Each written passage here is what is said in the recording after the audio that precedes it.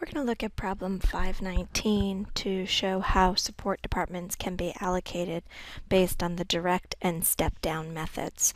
So if we're looking at 519, which is on page 568 and 569 of our Inkling text, we can see that the information that was given in the problem I've actually input. And I actually have done some of this, so I'm going to walk you through the process. So we know that the administrative services provides support, and the information systems group, and here are the actual budgeted overhead costs before any allocations have existed. We also need to know how these costs are going to be allocated. So we do have some percentages. So this is allocated based on head counts, and then this would be allocated based on computer time used. So for instance, the government operating department, the government consulting, uses 40% of the overall administrative services head count. IS uses 25% of the head count, and corporate consulting represents 35% of the head count. If we look at computer support, the administrative services uses 10% of the overall support that's provided by information systems, and that's based on looking at how much computer time they actually use. Government is using 30 and corp consulting is using 60. So these are the two departments that are actually operating departments. These are support departments. So the first thing we want to do is look at this based on a direct basis. So I have added a column that's not included in your book, and I'm actually adding the percent usage of both of my operating departments. So 40 plus the 35 equals the 75%, because I'm going to use in the direct method an allocation rate based on a percentage of the total being allocated to the production areas. And I also have done the same right here. So support government plus the corp is 90% of the overall usage. So when it comes to direct, I'm going to allocate my administrative services first. So I'm going to take the administrative services, which is $600,000, and I will take a percentage of the 40 divided by the total 75. So in order for me to get this, again, I'm taking $600,000, which is what I need to allocate, and I'm going to take it prorated 40% as a percentage of the 75, and that'll give me the 320. I do the same thing for I took 600 minus the 320 gives me the 280, and that's how much will go to the corporate consulting group. Again, we have $2,400,000 to spread out to government consulting and to corporate consulting. The way I'm going to spread that out is I'm going to take 2.4 times the percentage of 30 divided by the overall 90%. That gives me the 800,000.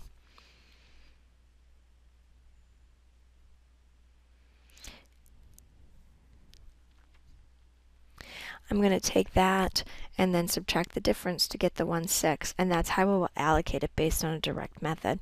Now don't forget, the direct method ignores any services that happen to other support departments. So it is ignoring the fact that IS actually uses 25% of the AS group, and AS uses 10% of the IS group.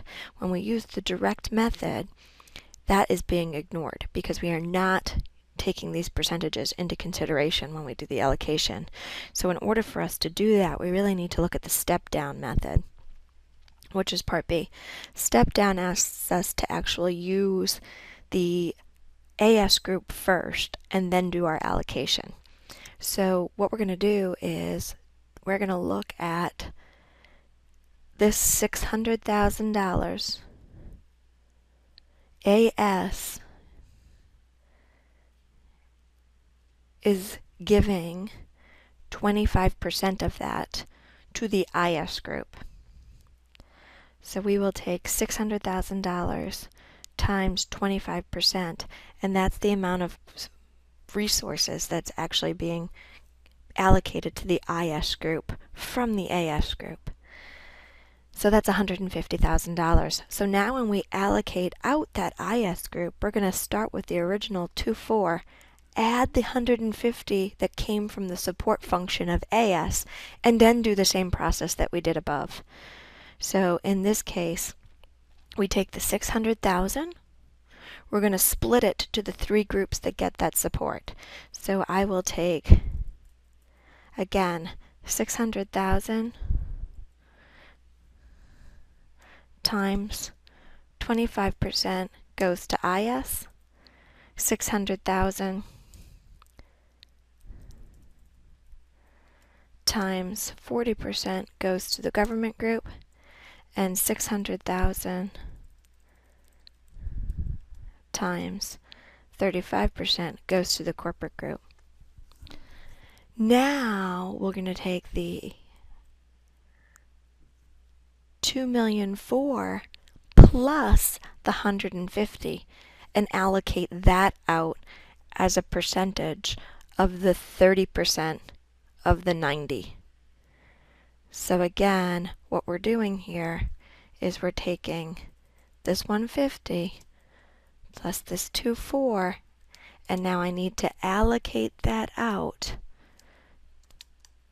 as a percentage of this divided by the whole, which was 90. And that's how we get the amount that now will be allocated to the government group. We can then take the difference. So the 2.4 plus the 150 minus the 240 gives us what's left. And that's how that works. So on a step-down method, we can see that these are the 2 numbers that we would be allocating to our production area. So this is a step-down using the AS first. This is a direct, which doesn't consider our support groups. And this last part of the problem is actually just allocating it based on using IS first. So we do the same process that we just did, only instead we're going to take this 2.4, allocate that first. So again, what we're doing is taking 2.4, and 10% of that ends up going to the AS group. We take 2.4, and 30% of that goes to the government. We take 2.4, and 60% of that goes to the corp. And then we do the same process. So now we're going to allocate 240 plus the 600 multiplied by a percent of 40 divided by 75.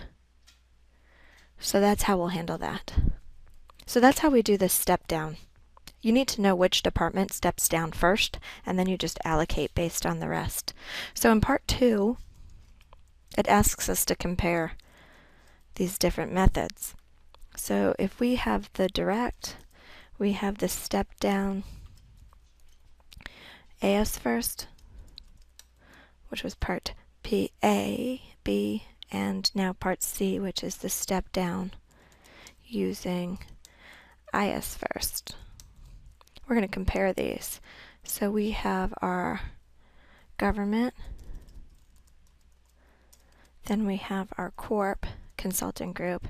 If we used the direct, if we used the step down, and if we use step down with IS first, here are those different numbers. I'm going to copy these over to get what the corporate one looked like. And then you can see the differences between the two.